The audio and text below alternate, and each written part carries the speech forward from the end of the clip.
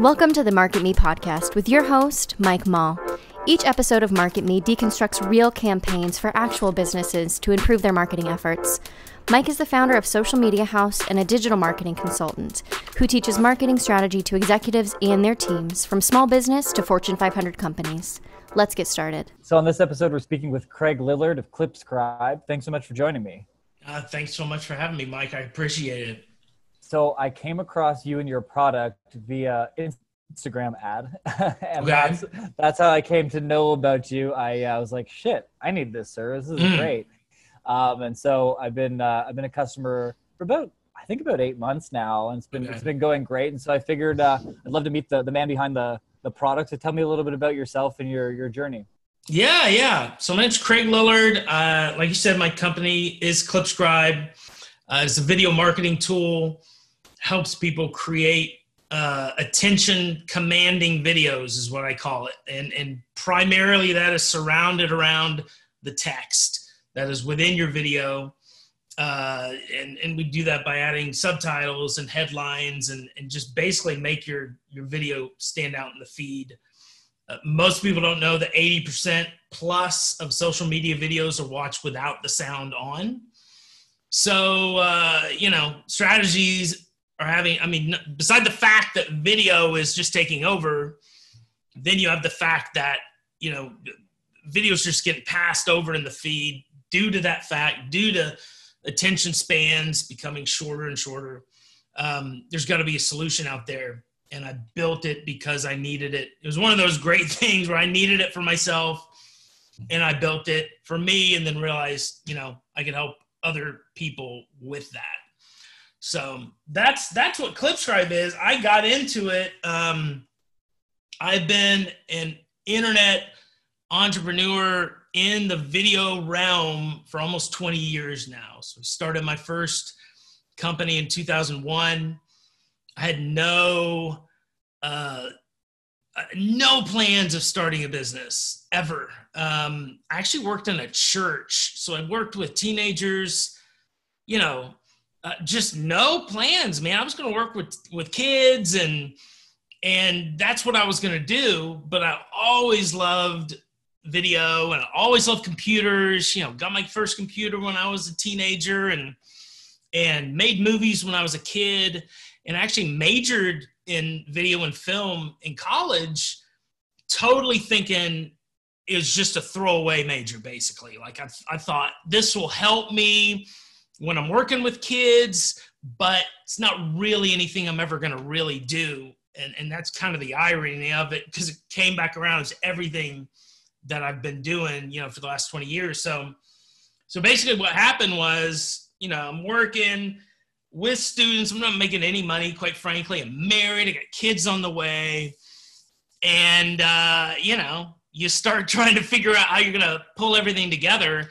So I started designing websites, way back, 1997, GeoCities, making these crappy websites and everything.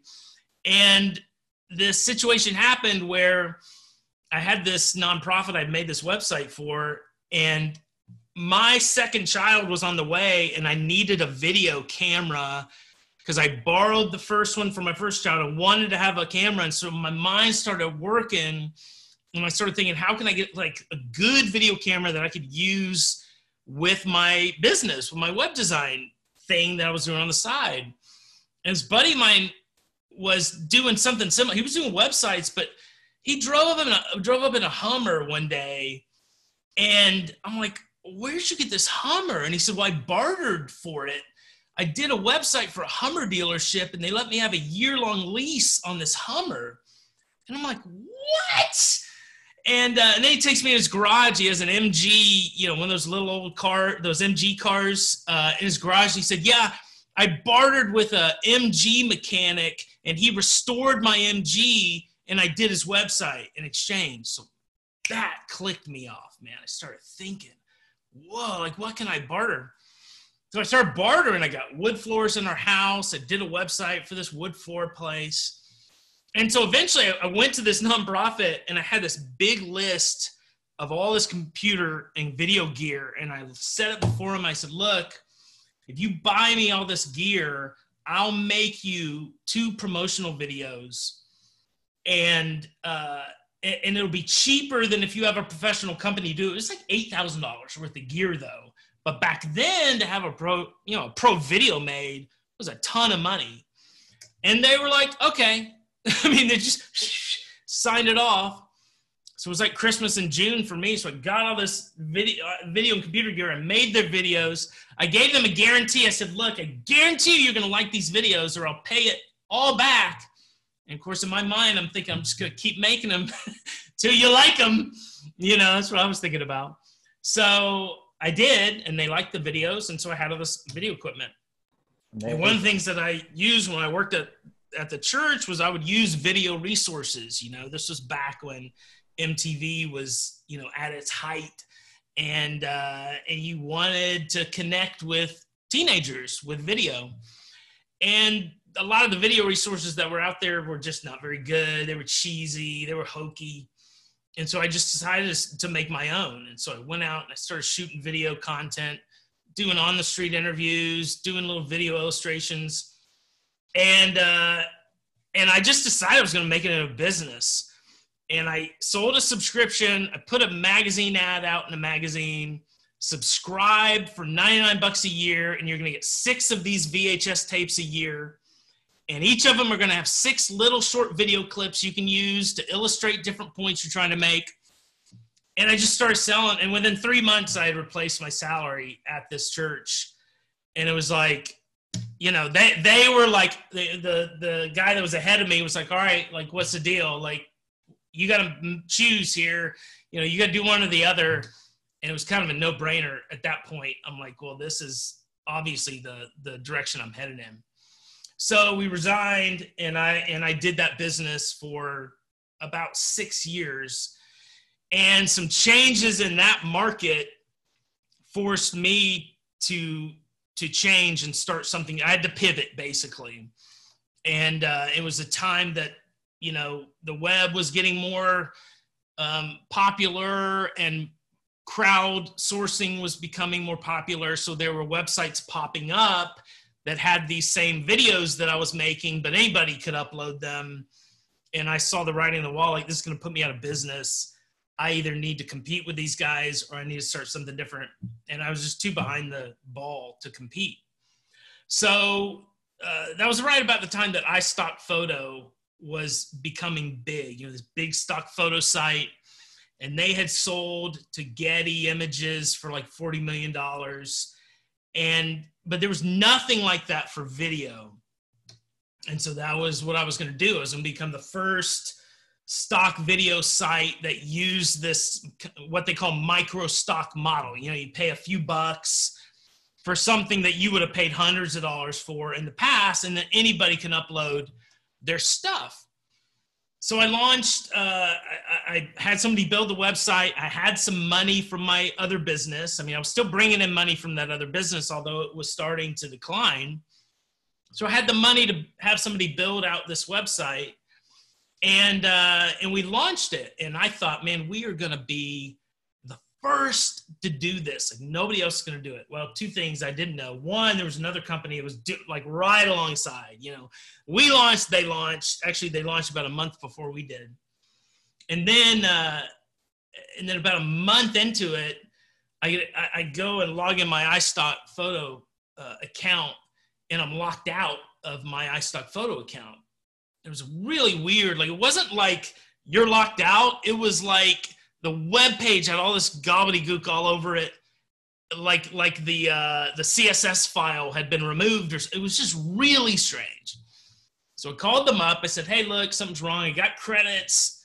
I can't log in. And they said, yeah, just hang on 1 second. We're going to forward you over to somebody. So they forwarded me over to this guy, and he goes, yeah, have you seen the movie Office Space? Surely, yeah. Okay.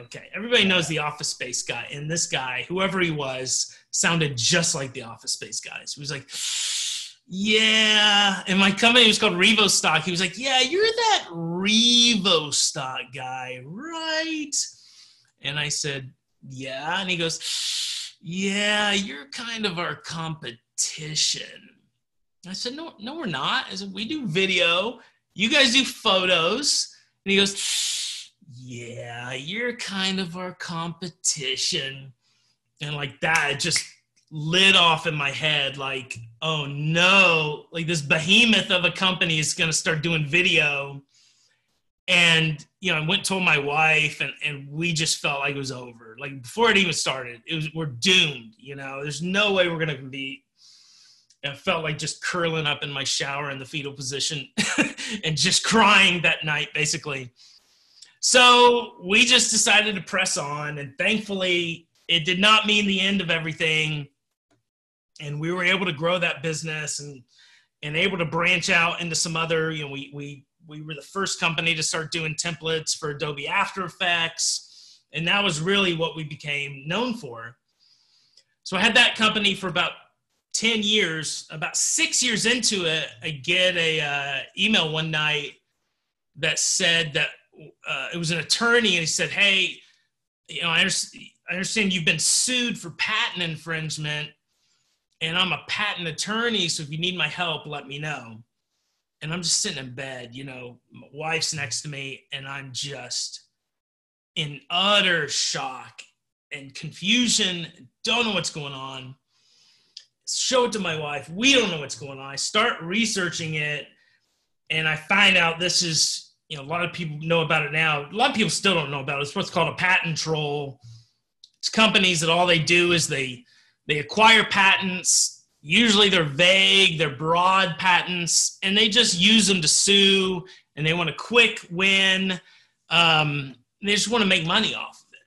And the weird thing is it all happens in East Texas, you know. So if they sue Google, they bring Google to East Texas. If they sue Apple, they bring them to East Texas. And at that time, it was in the height of it. And it was just a sham. Like even like I think there were 3 or 4 judges. 2 of the judges, their sons were attorneys for patent trolls. And that was one of those was our judge. And we just quickly realized there's no winning this, you know. And to go into court and fight it, it would be about $2 million. And all my businesses had been self-funded, bootstrapped. Like I had no, you know, they thought that we had investment, you know, and investors, but I just never went that route. So we didn't have any money to fight that. And we just kind of hung on. And the time that hit was several other things happened. Google had this big algorithm change. It smashed us, and our traffic started decreasing.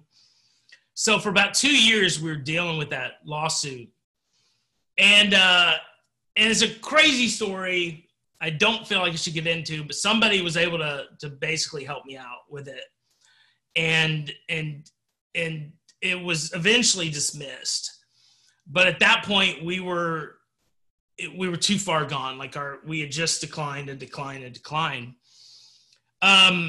But I thought maybe we'd have like a second win. Like maybe now that we're out from under this, we can bounce back. And so, you know, this is a marketplace. I mean, we had thousands of people that sold on this marketplace, you know, tens of thousands of people that bought on it. And so I sent an email or a blog out to all of the contributors, all the sellers. And I said, look, here's a story. Here's where we're at. Here's what happened.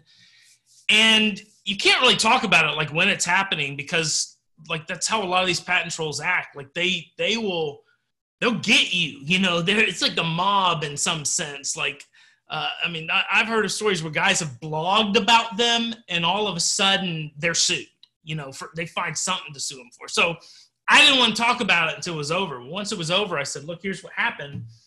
And everybody was super supportive. You know, I sent this email out like 2 a.m. on a Friday night. And I was terrified that I'm going to wake up and everybody's going to be furious and mad. But everybody was super supportive. And so we decided to try to bounce back, and basically it didn't work. So 2 more years trying to bounce back, trying to sell the company, had a couple really big companies. One that was going to buy it and got all the way to the point. Probably 4 months into this process, on a Monday, they said, our attorney, all right, we're ready to make an offer. Our attorneys will contact you on Thursday. And on Wednesday, they contacted me and said, nah, never mind. We don't want to do it.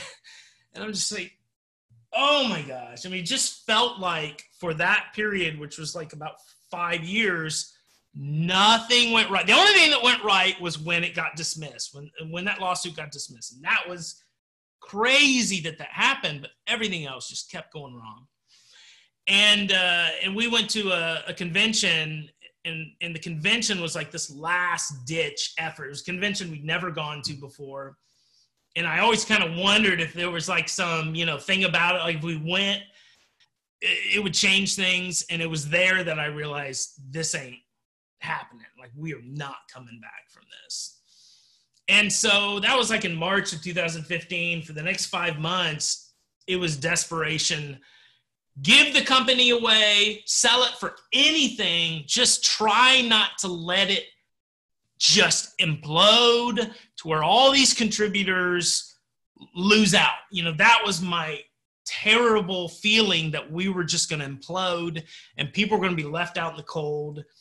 And I was horrified. So did everything I could, and it just didn't happen. So basically in October 2015, I knew any day now we were going to completely run out of money and be broke. And I had some equity in our house. I said, we're going to put our house up for sale. We'll have a little bit of money in the bank to survive. And that's it. Like it's over. And that's what happens. We put the house up for sale. House sold on like the 27th. On the 22nd, I tried to view the website. Our host had canceled it. Blank space, and Facebook, starts pinging it. Twitter starts pinging it. What's going on? What's going on? And as bad as I felt, I was like, I knew that it's over. Like there's nothing I could do at that point. There's nothing I could say. And I just had to, at that point, I just had to take care of my family. I just had to say, I got to take care of my family. That's all that matters at this point. I did everything I could. So sold the house, moved into an apartment, and just started completely over from basically below ground zero at that point. And so I was hoping, I had entrepreneurial ego a bit, and I had some ideas, and I thought I could spin something else up quickly, and I quickly realized that wasn't going to happen. And I always said I would do marketing if this happened, like if it was a disaster. I've been growing my own business for years. I just make money helping local businesses. But, like with that convention, like I never networked. I knew nothing about networking. So I didn't realize how critical networking was to growing like a local business. So it took me many, many months to figure that out. And we were just desperate at some point. I always tell people I was watching this video of Conan O'Brien. Did you ever watch his show? Like back when he had the Tonight Show and then he lost the Tonight Show. Right. And he had this period in between. And then he finally got on with whatever TBS or whatever it was. And he made this little video of his time in between. And he showed this clip where he's in this house and all these kids are running around. His wife's got curlers in her hair. I mean, it's a skit. But his wife goes, Conan, you've got to get a job. And Conan goes, I don't know how to, That basically like exactly happened between my wife and I. Like I hadn't had a job in 18 years, 17 years. I didn't know how to get a job. I didn't know where to get a job. I just didn't know what to do. And I really felt like, no way, man. Like, I'm just going to make this happen. Somehow I'm going to make this happen. But it was just very tough for a while there. So finally, the networking thing started working, and I started bringing in business. And, it was probably about a year later that, we started to have some relatively steady income coming in. I thought, okay, we'll be all right. But that was never the main goal. The main plan was to do this as a stepping stone, and I wanted to start something else when I could. And I had a few ideas. None of them were this ClipScribe thing. I didn't even think about that. I mean, I thought about it in the sense that I needed that service several times. And I looked for it and it wasn't out there. So in that sense, I thought about it, but not in me doing it. So let me see. So 2019, around February, I'm just doing the marketing thing. It's going fine. And we're doing okay. We're doing okay. We're bouncing back. But it's still not the greatest. And I started making video content. I thought, I want to make a program. I mean, I saw what video was doing. I saw, the rise of Gary Vee, and I saw, big Casey Neistat fan on YouTube, and saw how he just imploded by just committing to do a vlog every day.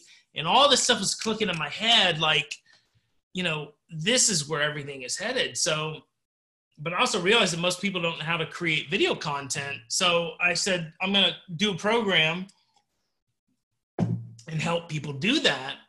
But as I started making my own videos and I wanted to have the subtitles on them, there's no good way to do it. And so one day I'm just sitting there. I have an app that I'm using, and I'm literally just typing on my phone all the subtitles, And I had done it several ways. I'd use After Effects to do it. I'd done it on apps, but every way I'm just sitting here typing them in. And that was when I was like, there's got to be a better way to do this. That thought that so many people have in their minds. I was like, there's got to be. So I had a lot of experience with my previous company with video encoding. And while my company before that, I was doing web design, I was not a coder at all. So I don't have a coding background. The most coding I'd done was when I was on my Commodore 64 and did little basic programs, but they weren't anything exciting. So, but over the time with RevoStock, when we started to run out of money and I couldn't pay my programmer anymore, I had to learn to code. So I just started picking, I got to get this done. I can afford it. I got to figure it out. So I just started figuring it out. So I was actually in a pretty good position to code this ClipScribe program. And so I just started working on it. Again, at that point, it was just for me. But the first time, I had made it create the subtitles, and that was it. It would just output the subtitles, timed out. And I took that finished video, and it was just an overlay, and I stuck it into Premiere and overlaid it over my video, and I hit the space bar, and it just did it. It was perfect. Like, I couldn't believe it. Like, that was when I was like, holy smokes. Like, this is nuts. And that was when I was like, okay, this is something I'm going to do. But even then, I didn't really know what the demand would be for it at this point. I mean, I'm pretty confident it would be there eventually, but I wasn't sure. So I thought, well, why don't I use this as like a way, as a gateway drug, as I call it, to get people into my video program. And I might even give this away for free just to get people in the door. And that was kind of what I was thinking that I might do. But yeah, go ahead, Mike. Sorry. And so what was the video program? That was the existing business that's still kind of. No, I mean, I hadn't created it yet. Right. It was just going to be a course, basically a training course, and show people how to do the lighting and, all the stuff. It's still something I'm working on, but I didn't need to do it immediately once ClipScribe took off. But that was what I was going to do. And then just, like I said, use ClipScribe as an entryway to that. So. Got it. So basically, like around June of 2019, it was done enough to put it out there and to launch it. I think back in the spring, I probably would have launched it sooner, but I did start to see some competitors. I mean, they weren't doing exactly what I was doing, but that made me feel like I got to do this better. Like, I feel like if there's no competitors, I probably would have just thrown it out there earlier.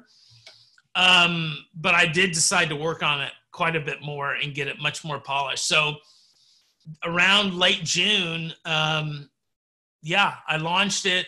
I ran some Facebook ads. Within an hour, I got a sale. Next hour, I got 2 more sales. And I was like, holy smokes. I've done a lot of Facebook ads, and that seldom happens. Yeah, that's a good feeling. Exactly. Because so many things with Facebook ads, it just don't work at all. But some things work great. And you kind of know that when you get like something like that, it's either going to work and then it's going to fall off the cliff like in a day, or it's going to work and just keep working. So I was feeling pretty good about it. And then it did not fall off. It just kept growing. Now, one funny story about that is that at the time it was called Clip Titles. That was the name. That was the original name of it. But I ran those ads for several weeks. They were doing great. And then I had to go in and I had to make some changes to them.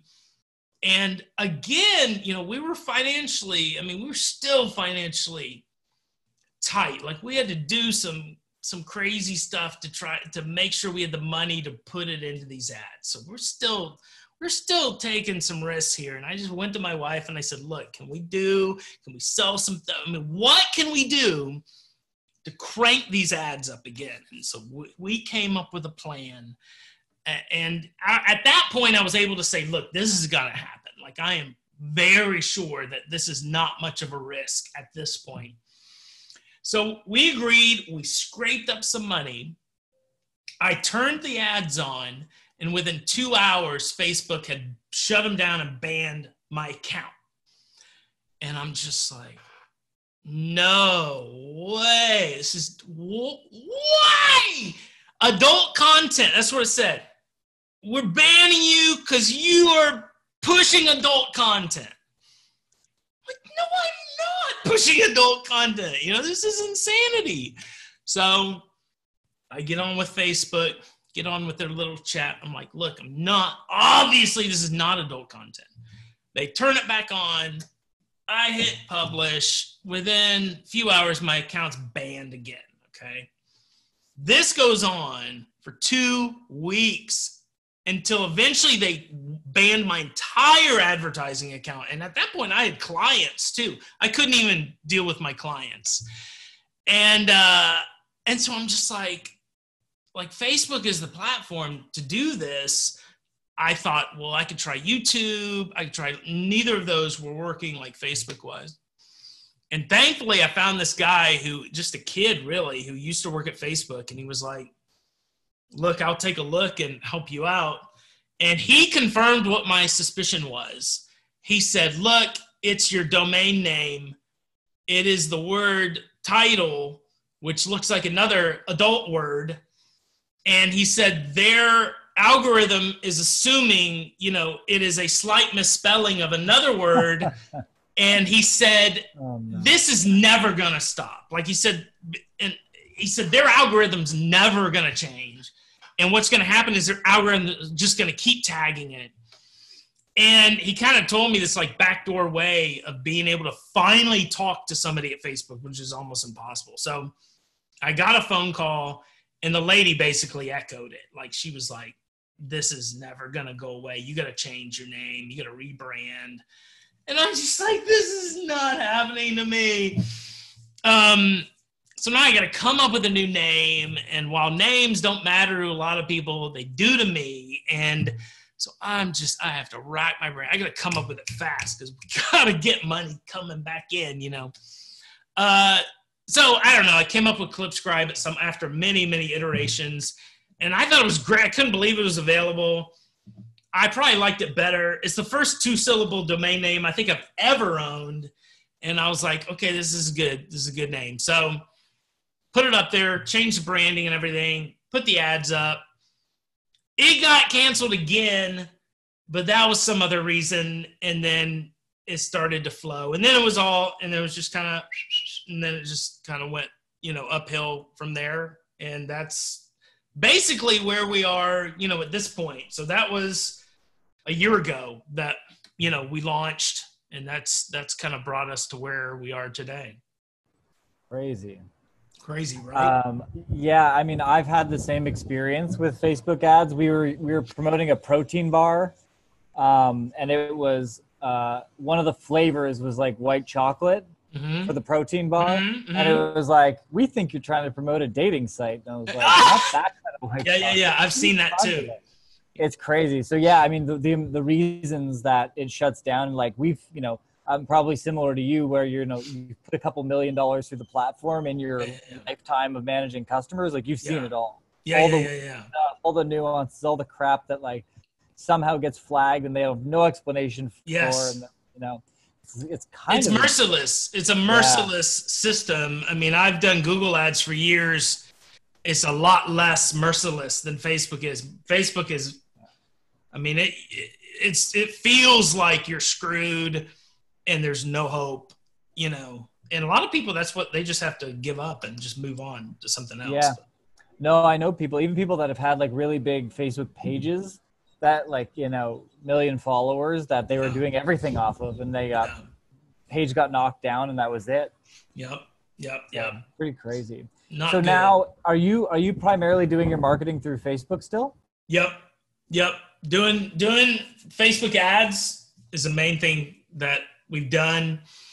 I've got some organic stuff that's going to be coming out. I have another platform that I'm about to launch that is, it's free. It's called 100 Stories.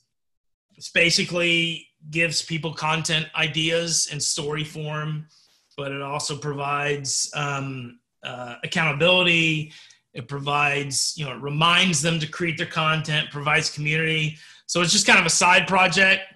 That's going to be something free that people can use. And that's another way that, bring people into ClipScribe. But yeah, it's been mainly Facebook up to this point. Got it. Have you thought at all about partnerships? Like the reason I ask is I've helped a couple of companies, different, not the same, but like, service-based monthly kind of products, where like selling into complementary markets has worked really, really, really well, because people are always looking for something that goes well with what they're already doing, but they don't want to build it. Yeah. I have not dug into it, but I'm definitely open to it. I'm open to anything that works. Yeah. But Facebook's been working well, so I'm of the mind to keep heading in that direction until it stops working. And but yeah, I'm sure we'll split out into all kinds of stuff eventually. Yeah. And so what's like a ballpark right now, if you don't mind me asking? Like, what is your like monthly spend on Facebook? Are you at that, like, have you hit the cap where you have to get a new ad account? No, well, I mean, so that's a weird question right now, because actually Facebook's kind of paused at the moment. And it's been a bit of an up and down thing too, because I have had ads banned. I had an ad banned when we hit 1,000 comments on it, and they shut it down because I had to change something. And then they decided there was too much text in the thumbnail, So it's been up and down. And at the moment, I'm not running any ads, but I'm about to spin it up again. We've had like a promotional pricing deal going on for a long time. It was not going to be a long time, but it ended up being a lot longer, and that is about to change. So, and that will change really any day now. So once I shift that, then we'll start cranking up Facebook ads again. Got it. Are you going to a monthly? Well, we'll have both. Like the introductory launch was only annual, but yeah, we'll have both monthly and annual once the switch happens. Yeah, that's what I bought. And to be honest, one of the things that like actually made me stop on the page was the price was at a point where I thought it was too low. I was like, I don't know, there's something about this doesn't look legit. And something made me buy it anyway. Yeah. I think just like the retargeting, I was like, I really fucking want this service. So even if it's a scam, at least the $80, it's only $80. Then I was like, holy shit. Like I think the $80 was way lower than it should have been based Yeah. on the value of it. It was, I agree. But at that point, I still feel it was the right thing to do. And get a bunch of people to say yes, right? I mean, I bet your conversion rate would have been better because of the price point being there. Yeah, I mean, you never know. I mean, hindsight's 2020, but at the time, I didn't want price to be an issue. I knew that I knew there was going to be issues with it.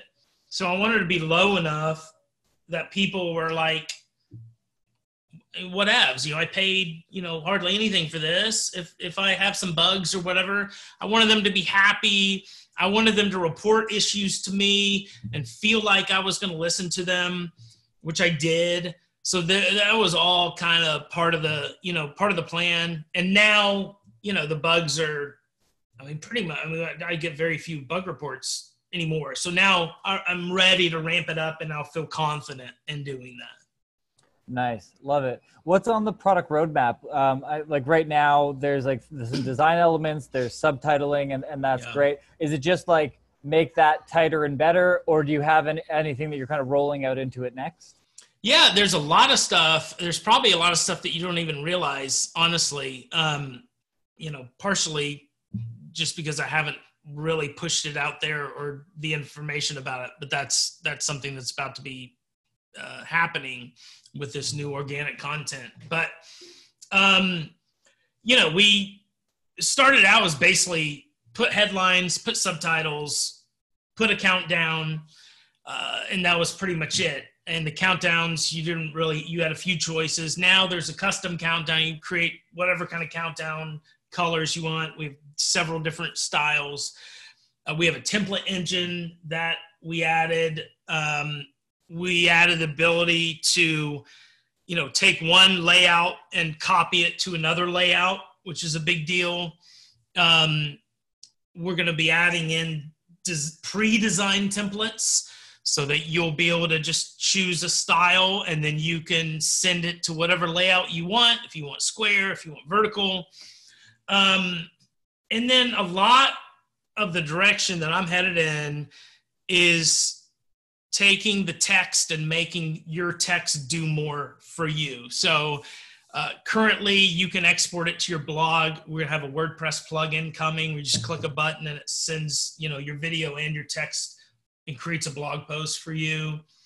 We're gonna provide the ability for you to create other types of content, still content, not just video content. Just click a button. Already you can very easily just select the things that you want to say and export that as a video, which is something that I think is greatness. Again, it's not something I've talked about much, but the ability to very quickly make a short version of a longer video is really important, especially with different lengths. Instagram has shorter lengths and stuff like that. So that's not been easy to do, but when you're doing it all visually based on the text, then it's very easy. You just check off what you want to say, and boom, you got a video and it only says what you're saying based on, what the text is. So love that.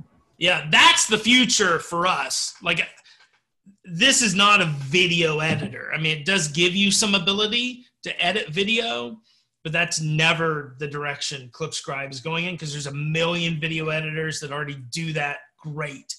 This is a tool to help you get more attention from your content that you already have. And yeah, it's mainly for talking head type videos. I mean, I've had people upload all kinds of videos and it's not really made for what we do, So that's the direction that we're headed in.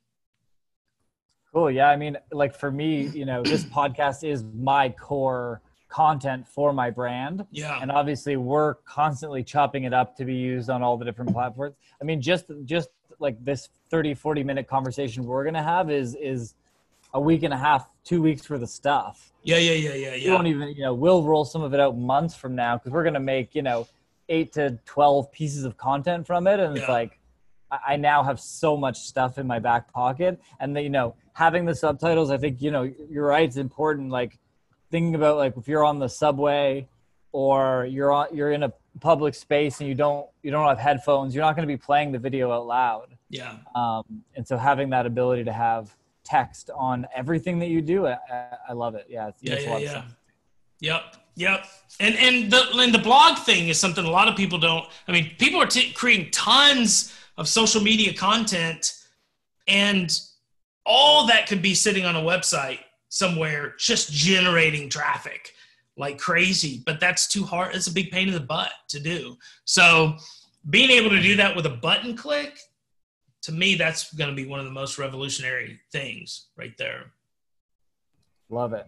Yeah. Cool, man. Well, yeah, I'm excited. I'm excited for the future. I mean, it feels like, you know, a really big, it sounds like an entrepreneur story, you know, like the way that you were explaining it. And I was like, it's funny when you said there has to be a better way. I was like, I know he's going to say it at some point. I know because it was like all that perfect storyline of like, this was great. And then it was shit. And then this was great. And then that was shit. Yes. I was like, man, I know it's coming around. And so, I mean, that's part of the fun.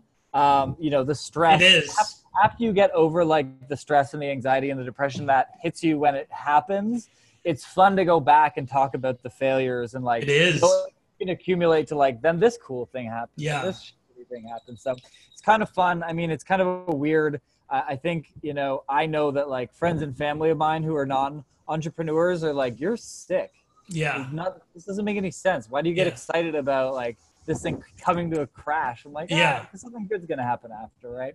So it's funny to hear those stories. And it's been, it's really cool. I didn't realize it had started all the way back as far as it did. And when websites and SEO were like the sexy thing, I actually had an interview with the guy, Matt LeClaire, who's he's a big SEO guy from back in the day. And he's like, it used to be just that you would run these scripts, these black hat scripts. And I had a Porsche and a country club membership and I did nothing. And Like, it used to be a joke, but so did the internet, so did Google. Yeah. And so, you know, the people that have been in it for that long, there's this cool like evolution of like, it almost coincides with the boom, you know?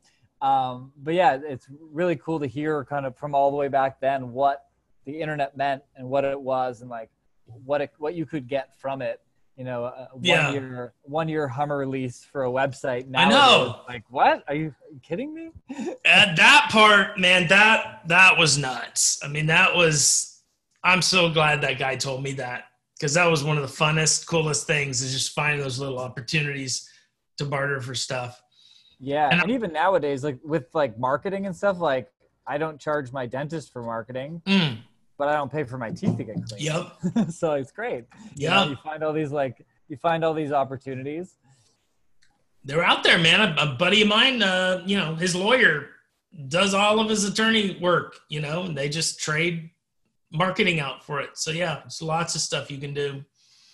It's funny what you said about the journey thing, because, and I think I told my wife this recently, but there was that little part of me, like even when it was just terrible and I was terrified that like, this is going to be fun. Like this is going to be a little challenge to see if we can come back from this, you know? So there's that little thing going off in your head. It's almost shameful to have the thought.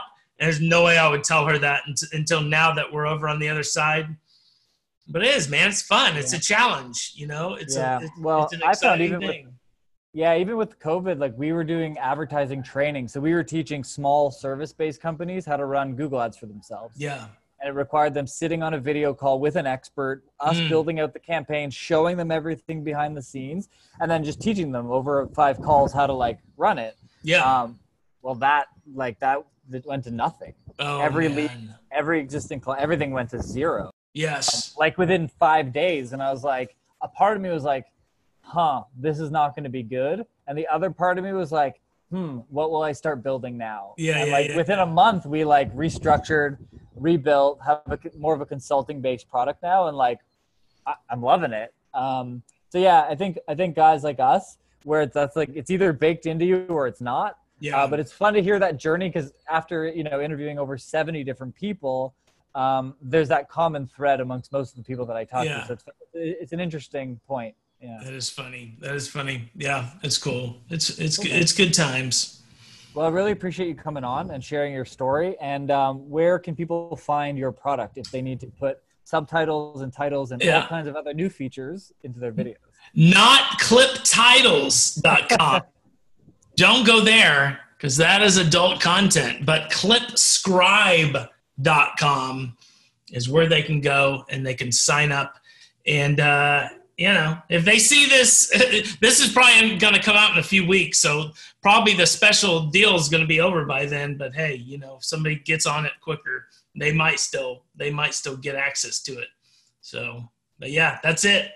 Come see us. Yeah. And if you need anything, let me know. I'm around for everybody to chat up with. So.